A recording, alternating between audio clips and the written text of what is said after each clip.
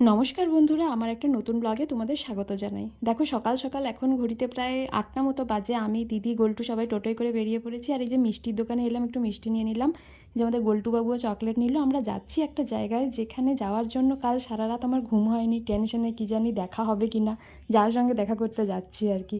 এই যে আমরা চলে এসেছি তার বাড়ির সামনে। কে বলো তো? দেখো আর একটু ওয়েট করো, ঠিক বুঝতে পারবে। এমন একজন মানুষ যে তোমার আমার খুব পরিচিত, আর আমাদের সবার খুব কাছের মানুষ, মনের মানুষ। তার সঙ্গে দেখা করার জন্য হার্টবিটটা এত বেড়ে গেছে কি বলবো। আর এই যে দেখো আমার একটা দিদি, যে দিদি আমাকে ভীষণভাবে সাপোর্ট করে, আমার প্রত্যেকটা পোস্টে আমার সঙ্গে সাথে থাকে, সেই দিদির সঙ্গে একটু ছবি তুলে নিলাম। আর এই যে আমি গেছি, দিদি গেছে, তো সবাই মিলে ওখানে ওয়েট করছিলাম। তো সেই দিদির বাড়িতে, যে দিদির সঙ্গে দেখা করতে গেছি, মানে দেখলে তোমরা সত্যিই অবাক হবে যে ওই দিদি এত ভালো। এই যে কাকিমা, দিদির মা, আমাদের সঙ্গে কথা বলে গেলেন।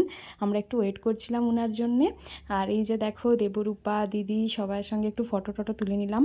আর এই যে দেখো সেই মানুষ যার সঙ্গে দেখা করার জন্য আমরা অধীর আগ্রহে অপেক্ষা করছিলাম, আমাদের মনের মানুষ, আমাদের মেদিনীপুর শহরের গর্ব, আমাদের মহুয়াদি। হ্যাঁ, প্রবাসে ঘরকন্যার মহুয়াদি, যার সঙ্গে দেখা করার জন্য আমরা, মানে আমি এখনও, আমার গোটা গায়ে কাঁটা দিচ্ছে জানো তো।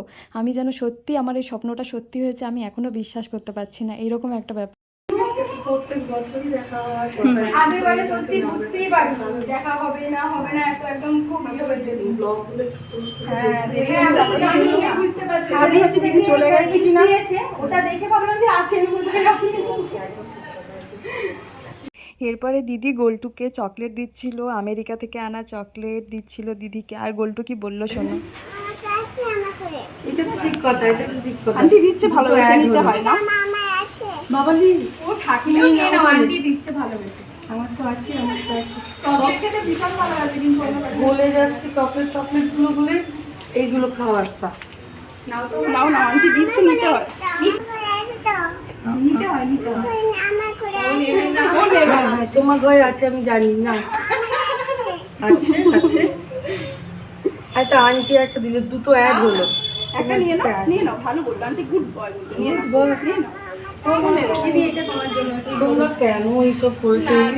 আচ্ছা তুমি এইগুলো রাখো, তাড়াহুড়ো তো মা। এরপরে আমরা দিদির জন্য ভালোবেসে ফুল নিয়ে গেছিলাম, তো সেটা দিয়ে দিলাম, যেটা পেয়ে দিদি খুব খুশি হয়েছে। দিদি বলছিল খুব ভালো লেগেছে। আর আমাদের কাছে এর থেকে বেশি আর কি চাই বলো, আমরা মানে সত্যি অভিভূত দিদির সাথে দেখা করে। প্রত্যেক বছরই তো মেদিনীপুর আসবো, তোমরা এসে দেখা করতে। একদম আবার একটা আসবো। কিছু আনবে না, শুধু নিজের বাগানের একটা ফুল আনবে।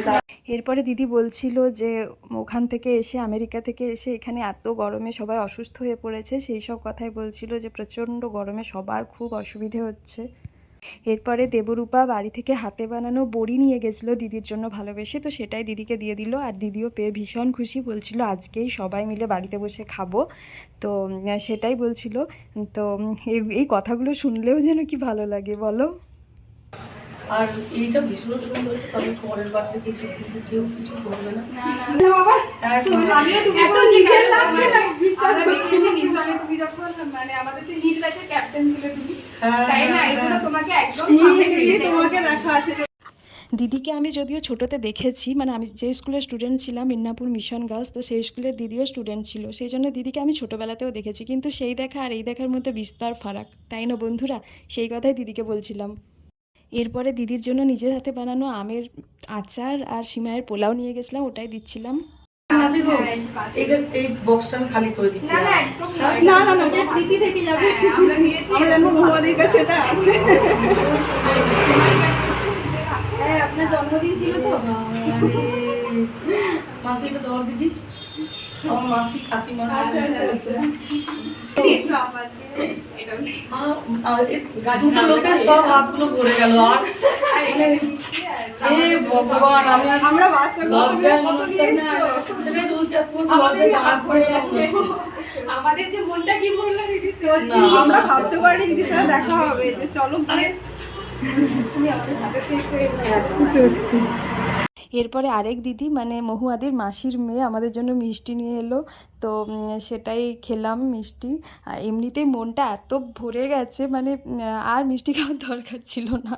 আর পেছনে দাঁড়িয়ে আছে মহুয়াদির মাসি, কাকিমা, বাড়ির আত্মীয় স্বজনরা, তারাও এসেছিলেন আমাদের কাছে, এটাও খুব ভালো লাগলো। আর জানো তো দিদিদের বাড়িতে অনুষ্ঠান থাকার জন্য অনেক রাত করে ঘুমিয়েছিল, সেই জন্য আমরা যখন গেছি তখন দিদি খুব গভীর ঘুমোচ্ছিল। তাতেও আমরা মানে আমাদেরকে চেনেও না জানেও না, অথচ আমাদের জন্য দিদি কষ্ট করে উঠে এসেছে। মানে এটা বুঝতে পারছো, এর থেকেই বোঝা যাচ্ছে দিদির মনটা কত বড়, কত ভালো মনের মানুষ দিদি।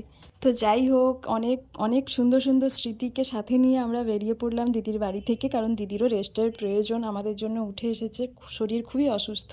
তো এত ভালো যে এক্সপিরিয়েন্স হবে এটা আমরা আশা করিনি। এত ভালো লাগলো দিদির সঙ্গে দেখা করে, যে কথা ভাষায় প্রকাশ করা যাবে না বন্ধুরা। এটা অনেক দিনের স্বপ্ন ছিল যে মহুয়াদির সঙ্গে দেখা করব, কেননা মহুয়াদি আমাদের বাড়ির মেয়ে, আমাদের মেদিনীপুরের মেয়ে, আমাদের মেদিনীপুরের গর্ব। তো আজকে সেই স্বপ্নটা সত্যি হয়েছে, এজন্য ভীষণ ভালো লাগছিল। এই কথাটাই আমরা বাইরে বেরিয়ে বলছিলাম, মানে আমরা সেই স্মৃতিচারণ করছিলাম, বুঝলে তো। আমাদের সঙ্গে যে এক্ষুনি এটা ঘটে গেছে আমরা বিশ্বাস করতে পারছিলাম না একরকম। ওই যে মৈত্রেয়ী দি দেখালাম তখন, আমার খুব ভালো একজন দিদি, আর এই যে আমার দিদি গোল্টু, সবাই ছিল। তো যাই হোক, আজকের এই মিষ্টি ব্লগটা এখানেই শেষ করলাম। কেমন লাগলো অবশ্যই জানিও। টাটা।